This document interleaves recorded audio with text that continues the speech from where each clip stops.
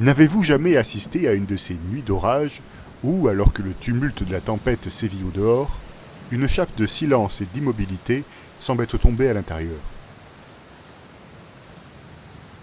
Les objets s'illuminent à la lumière des éclairs avant de se confondre de nouveau dans la pénombre.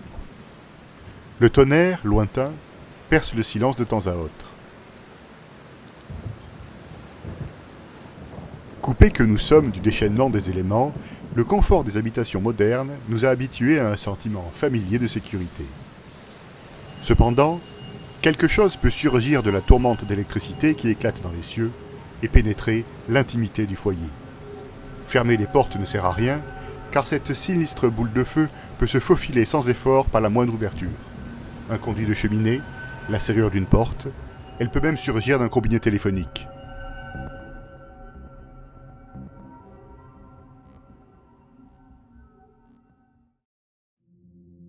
Je suis Pierre Amoros, bienvenue dans l'infini dans un grain de sable.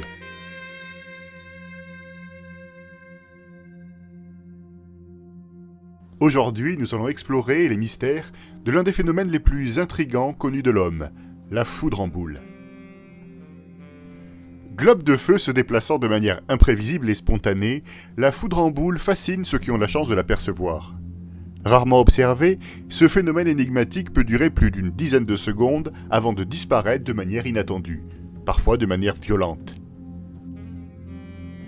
D'une taille pouvant aller de quelques centimètres à plus d'un mètre de diamètre, la foudre en boule peut prendre des teintes et des formes variées.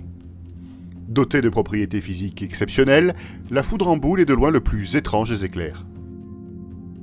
Dans cet épisode, nous prendrons d'abord une brève perspective historique sur le phénomène, illustrant les efforts des savants pour percer les secrets de ces boules de feu. Nous illustrerons ensuite cet étrange éclair, de sa création à sa disparition. Nous détaillerons ses propriétés telles qu'elles sont rapportées par les témoins. Puis enfin, nous explorons les divers mécanismes proposés par les savants pour expliquer ce phénomène exceptionnel.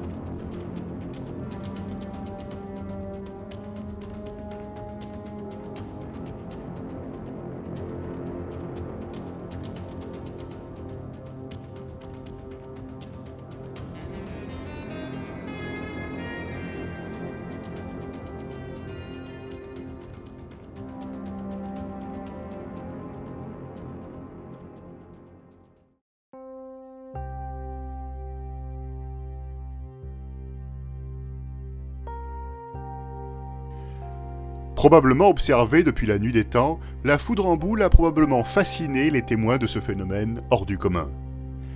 Ces mystérieuses boules de flammes ont sans doute inspiré de nombreux mythes et légendes à travers le monde, tels que les Raiju dans la mythologie japonaise, les esprits du tonnerre chez les peuples amérindiens ou encore les Anchi-Mayennes dans la tradition mapuche.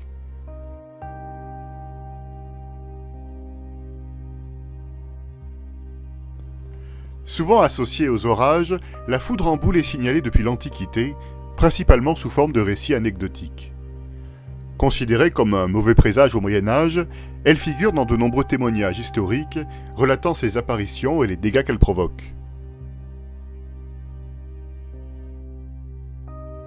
Capable de ravager une église ou de détruire des conduits de cheminée, elle est particulièrement redoutée des marins. Ces derniers ont régulièrement rapporté des rencontres avec ces globes incandescents, causant des dommages considérables à la mâture des navires et entraînant parfois la mort de plusieurs membres d'équipage.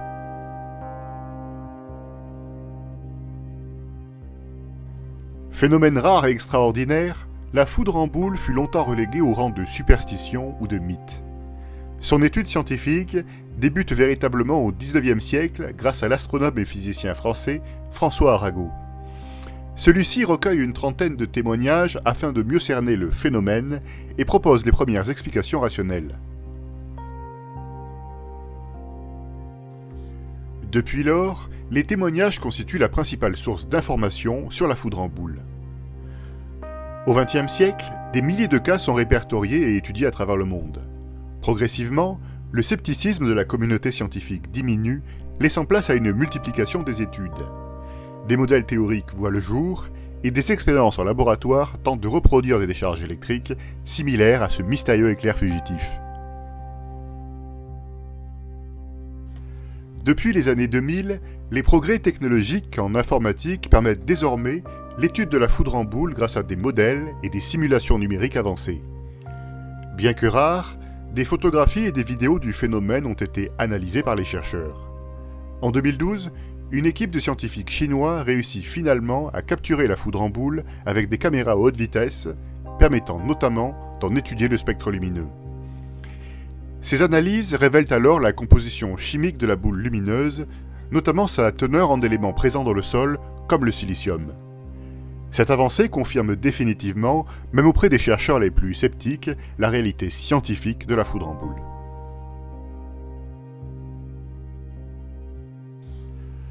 Alors, avec tous les témoignages accumulés jusqu'à présent, que savons-nous réellement de la foudre en boule ?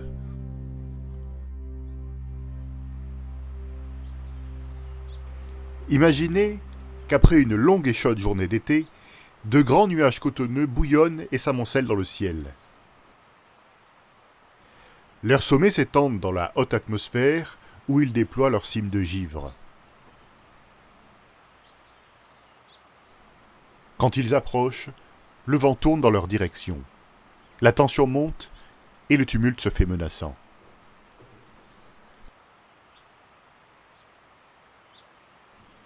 Alors que le grondement du tonnerre commence à se faire entendre, le vent s'arrête soudain. Un mur imposant de nuages noirs s'avance dans les cieux.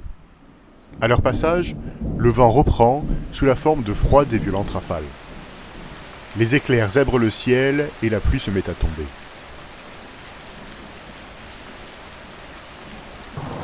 Soudain, le ciel se déchire et la foudre frappe le sommet d'une colline.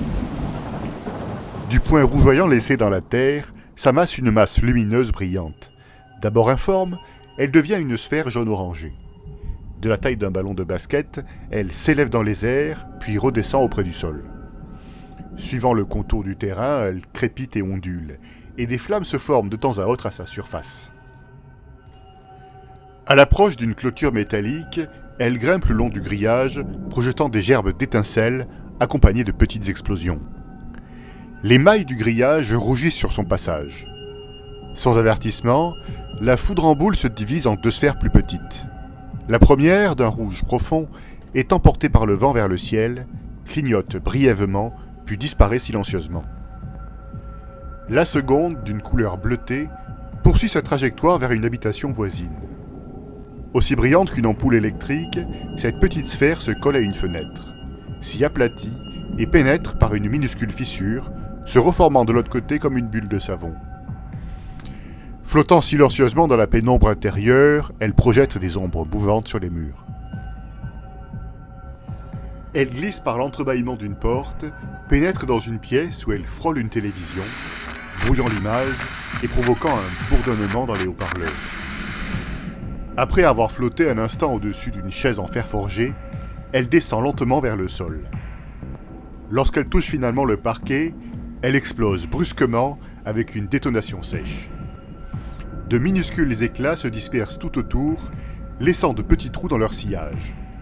À l'endroit exact de la disparition de la boule de flamme, une trace de brûlure de quelques centimètres témoigne encore de son passage.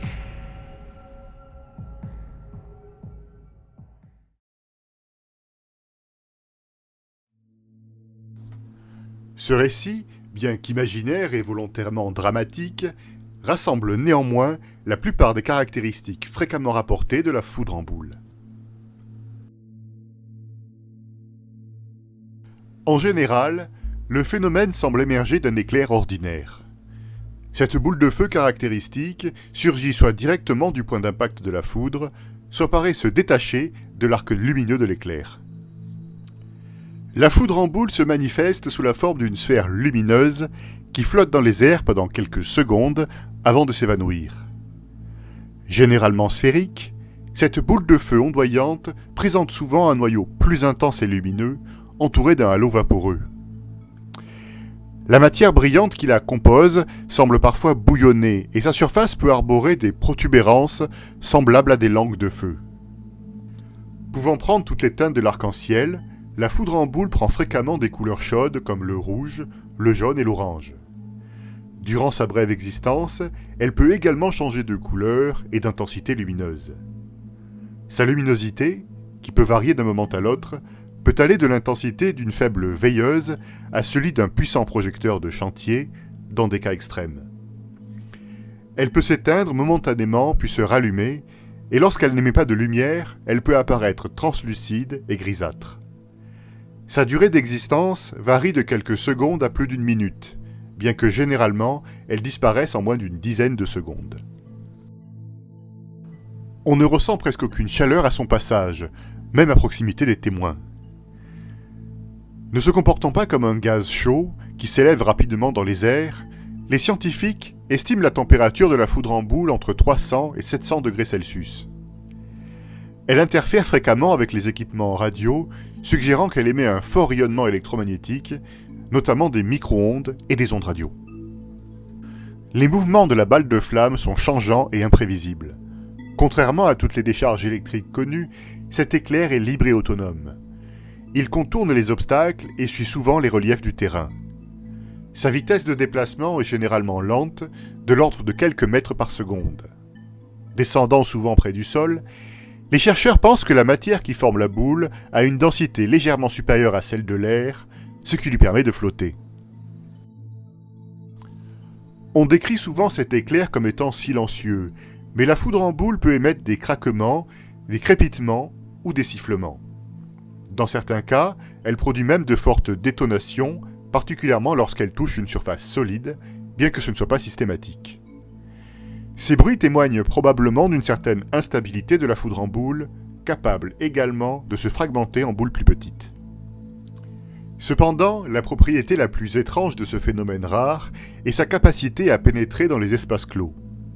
En effet, la foudre en boule semble attirée par l'intérieur des habitations, peut-être en raison des champs électriques plus faibles qui y règnent lors d'un orage.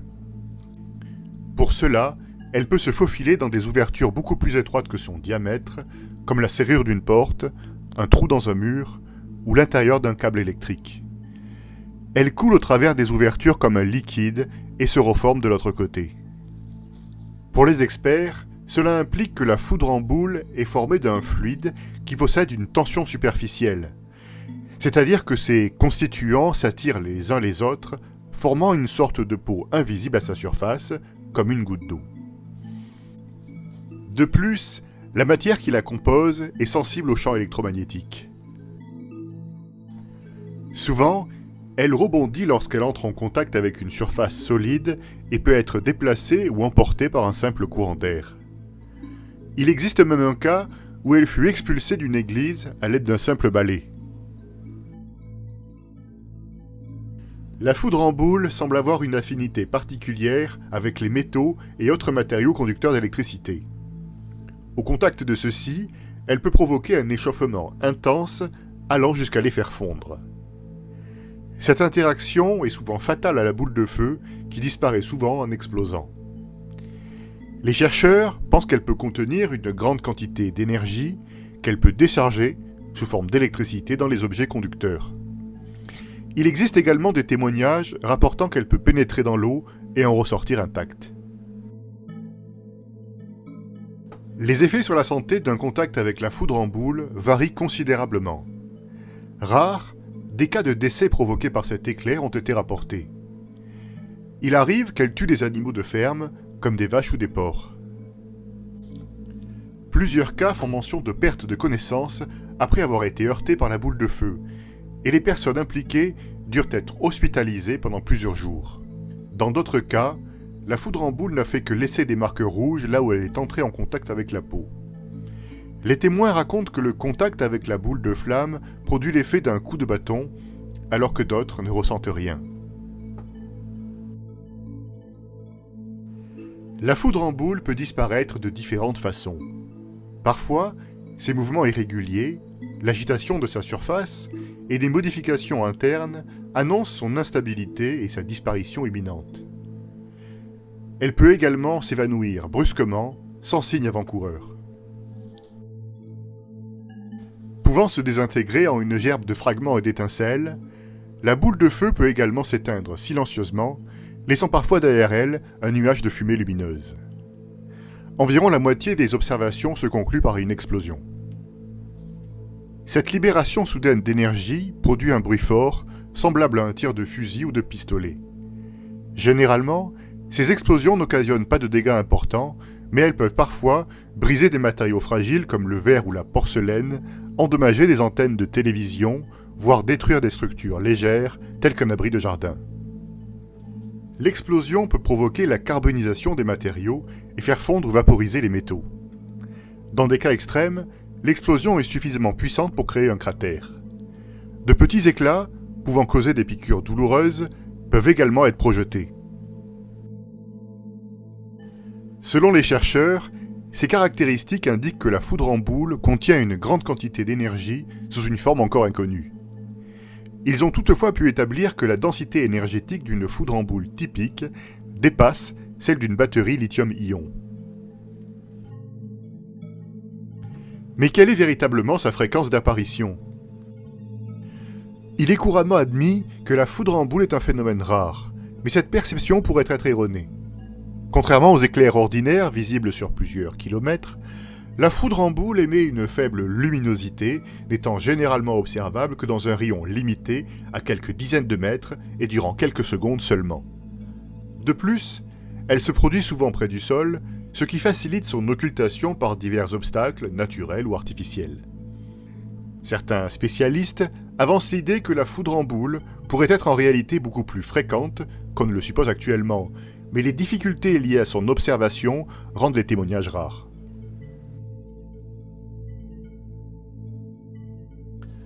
Enfin, examinons les différentes hypothèses et modèles proposés par les scientifiques afin d'expliquer ce fascinant phénomène. Initialement, certains chercheurs sceptiques ont avancé que la foudre en boule pourrait résulter d'illusions d'optique, telles que l'éblouissement temporaire provoqué par un éclair classique, ou d'hallucinations déclenchées par des crises d'épilepsie rares. Cependant, ces hypothèses, relativement artificielles, ne parviennent pas à expliquer les interactions tangibles du phénomène avec son environnement, ni sa capacité à projeter des ombres. D'autres scientifiques ont envisagé que la foudre en boule pourrait être une manifestation visible d'une forme invisible de décharge électrique provenant des nuages d'orage ou circulant dans le sol. Toutefois, si l'énergie de la foudre en boule provenait exclusivement de sources externes, elle ne devrait pas être affectée par le vent, ni rebondir sur des surfaces solides, et encore moins être expulsée à l'aide d'un simple balai. Ces théories ne semblent donc pas viables. Par conséquent, les seules hypothèses qui semblent pouvoir expliquer adéquatement la foudre en boule impliquent nécessairement une source d'énergie interne, propre au phénomène. L'idée la plus répandue est que la foudre en boule est constituée de plasma.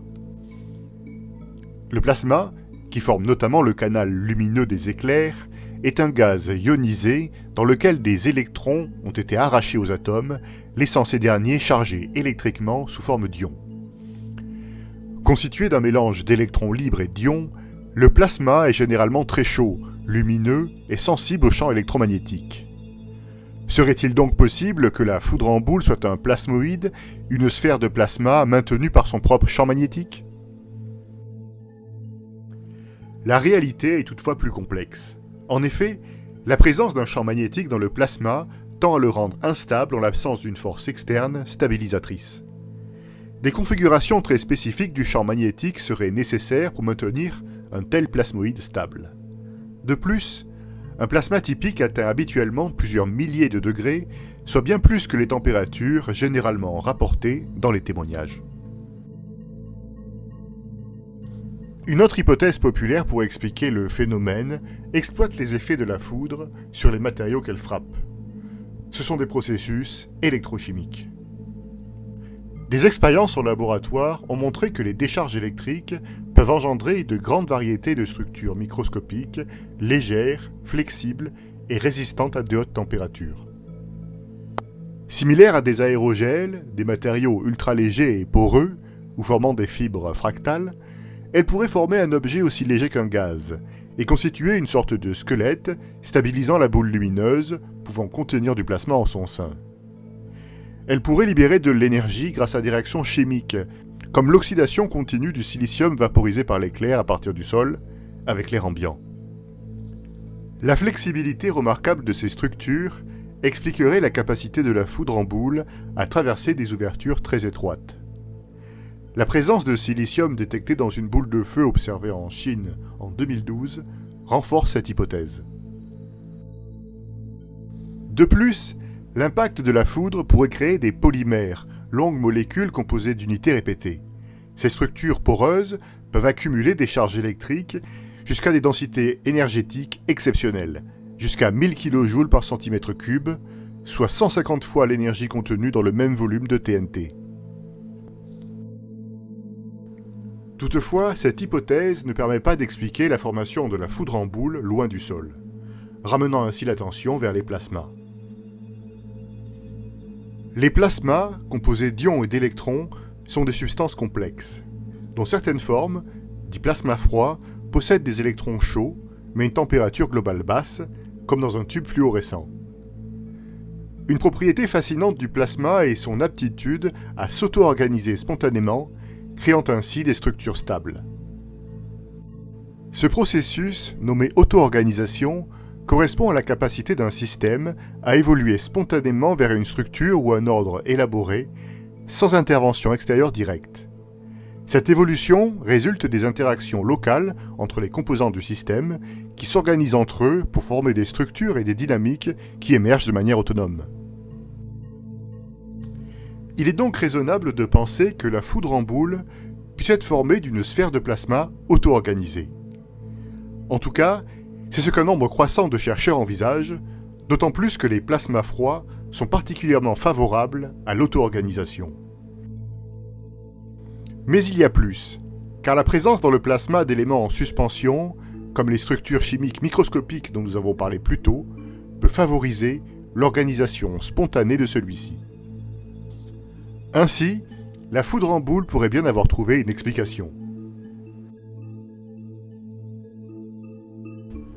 Bien sûr, il existe un grand nombre d'hypothèses alternatives, mais le temps nous manquerait pour toutes les évoquer.